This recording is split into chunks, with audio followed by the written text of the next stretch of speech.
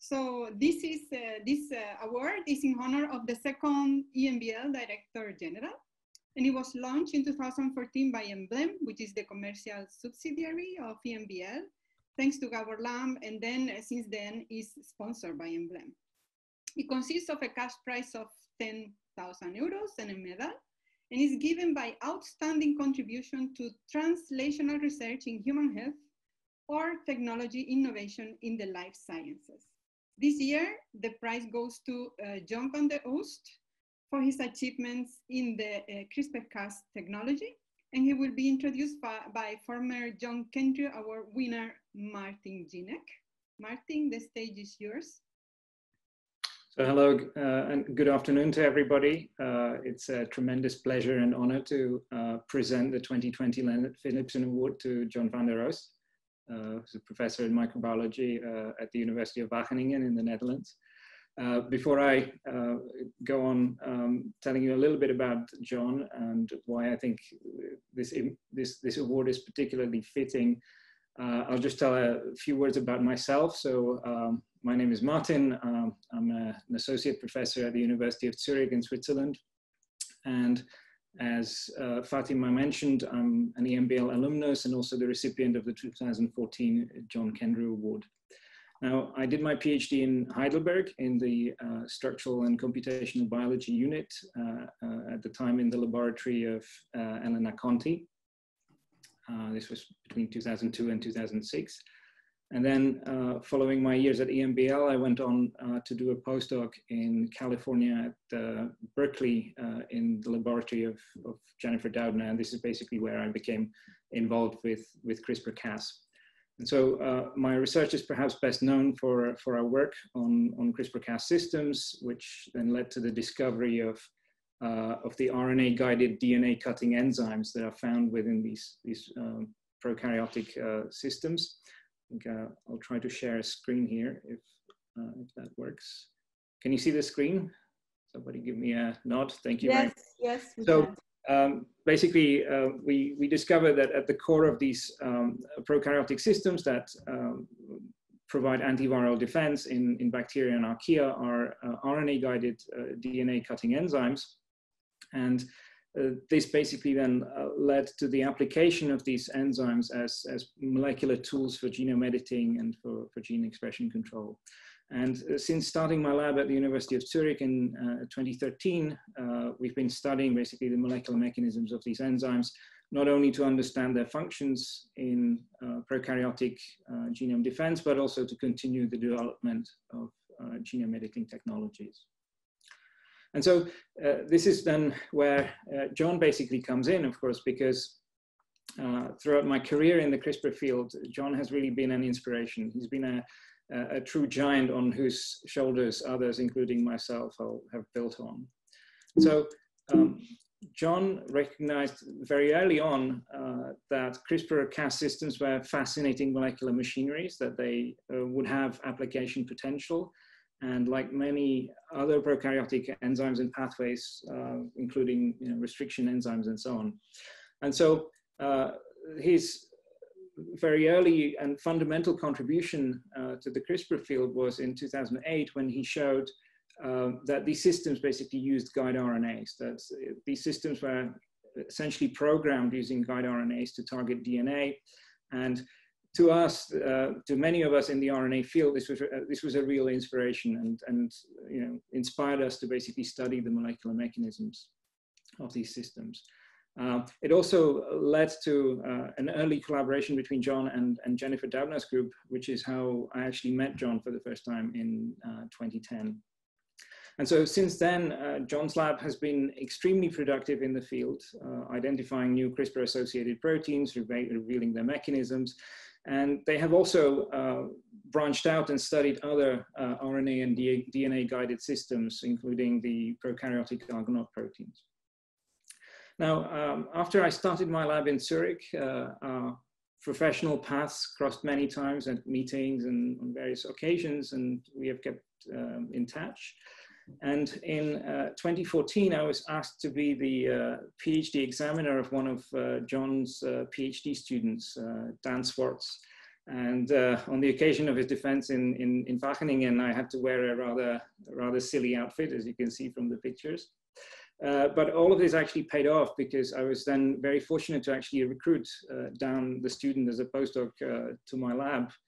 And this led to a very fruitful collaboration with John's lab that was focused on Cas12. So this is one of the other genome editor nucleases that has emerged as a very highly complementary molecular tool to Cas9. And by basically determining the structures and doing biochemical studies of Cas12, we were able to show how this enzyme actually functions and how its activity can be leveraged for genome editing applications. Now, moreover, Dan recently became a PI himself. So what this also nicely illustrates is that John is not only a fantastically productive scientist and a great collaborator, but also a mentor who's very serious about the training and the educational aspect of research and about our professional duty to promote young scientists. And so what I've appreciated most about John throughout the 10 years that I know him is that he's an honest, down-to-earth, no-nonsense person, and he's very passionate about his research and wants to get the job done. He's been a great collaborator, and I like him for this kind of can-do attitude and for the feedback and the advice that he can give.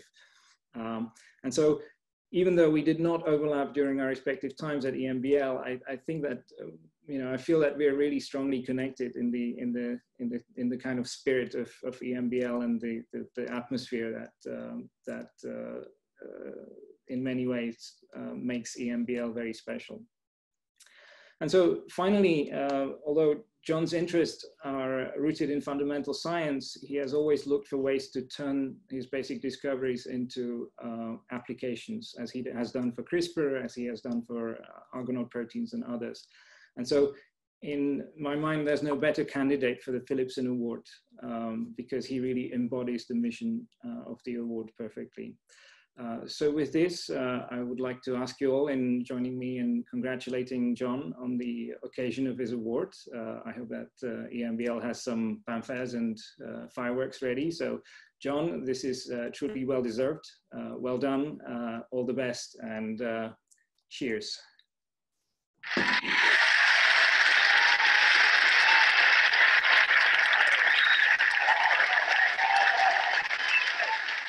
Well, thank you very much, Martin. I mean, for these very kind words. So here you, well, I hope you can see it. This is the medal on the back. Believe me, there is my name, and here you see it. Here you see it again. Hopefully, this works better than I see it on my own screen. But so. Thank you very much, Martin, for these very kind words.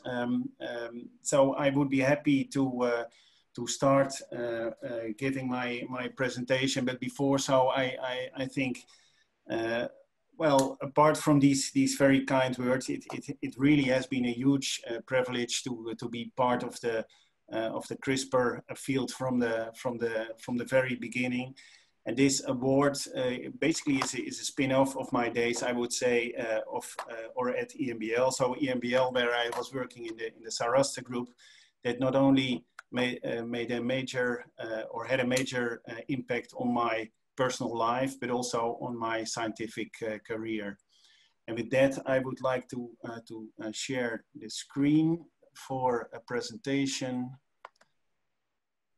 which I should give in something like 15 minutes. Let's see.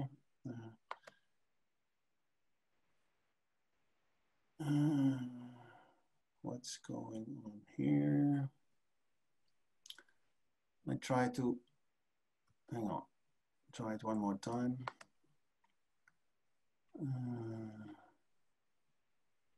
Well, I don't see, there was this option to improve the sharing, but okay, I will try without. If not, let me know.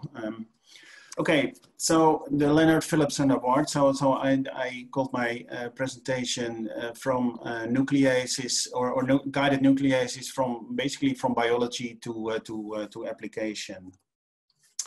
So here you see my, my application form, and the first thing you could have seen is that, and I already mentioned the name of Matti Saraste. He was the group leader of the group that you see over here. I'm that happy young guy in the middle over there.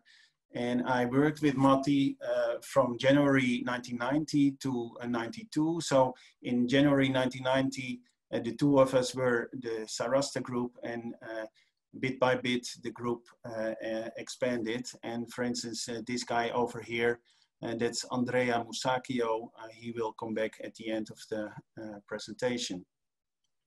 So I started my my application by quoting the prophet Jesaja, who had these legendary words in "Let us beat swords into plowshares and spears into pruning hooks."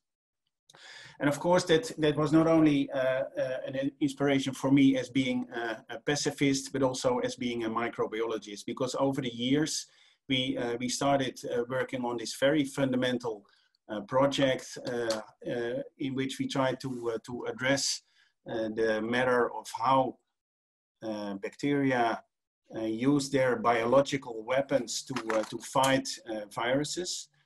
And as Martin already indicated, that over the years that has led to a series of beautiful applications. And in fact, the statue you see down there is in the front of the United Nations building in New York. Okay, so I already mentioned it. It's about the arms race between viruses and their hosts. And as we know, that happens not only in eukaryotes, so like plants and animals, but also in bacteria. So then we usually call them bacteriophages or phages.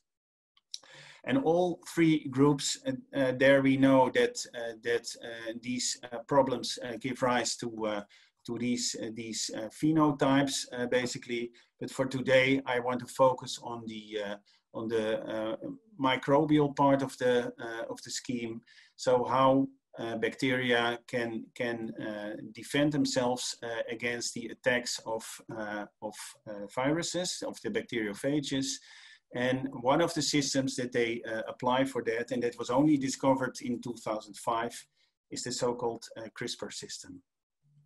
And most of you probably know CRISPR because of CRISPR-Cas9, but there is more to it. And already Martin showed this beautiful structure that also was solved in his group. So that's CPF1, or currently called Cas12. But there is more. So here you see two more types, and nowadays they are divided in two classes, and you can guess why that is, because the ones on the top, so Cascade and CMR, that belong to class 1, they kind of share the fact that they use these very complex systems. So complexes that are made of 5 or 6 different subunits in a unusual, uneven stoichiometry. So that was also the reason that these Cas9 and Cas12 systems got a lot of attention also for applications, but I will come back to that. So here again, you see that apart from these types, the diversity is really huge. And this is a recent review that we composed with colleagues a couple of months ago. And the diversity grows still every year. And what I want to focus on the rest of the talk is the DNA targeting systems. So as already indicated in the title of this slide, these systems, or all CRISPR systems, they use CRISPR RNAs, so small RNAs, to guide their nucleases to their target. And for these 3 types, so Cascade, Cas9, and Cas12, the target is DNA. We focused ourselves, and Martin already referred to that, we focused on the system of E. coli, and it was the type 1E system with the Cascade complex. And this was in fact the eureka moment in early 2008, where we kind of transplanted different sets of genes from one bacterium to another until we found the right combination. And the right combination gave rise to immunity when we combined it with the design CRISPR, and that CRISPR was designed in such a way that it gave rise to small RNAs. So the RNAs were derived from the CRISPRs on the DNA, transcribed into RNA, and those small RNAs, they gave rise to specificity. And in this case, we made a design CRISPR in which we altered the middle part of these RNAs to specifically interact with the bacteriophage lambda. And what we did on the top plate, that's just a control, so just bacteria. It was the strain, for the people that know some of the E. coli strains. This is BL21. So we use that as kind of a model. So this is only BL21. This is BL21 with that virus. And then you see the typical plugs, the holes in the lawn. And here, this was the breakthrough, because here we found the right set of CRISPR-associated genes together with that design CRISPR RNA that allowed for specific recognition and neutralization of this viral infection. And to summarize, so we could demonstrate in this paper that the RNA guides are derived from the CRISPRs, and then these CRISPR RNAs associate with Cas effector complex, so the cascade complex in this case, but to, for instance, Cas9 or Cas12 in the other types. We also showed that in fact the antiviral defense was brought about by CRISPR-guided or CRISPR RNA-guided DNA interference. Also, and I already mentioned that we could demonstrate that we could transplant the system functionally from one organism or one cell to another cell.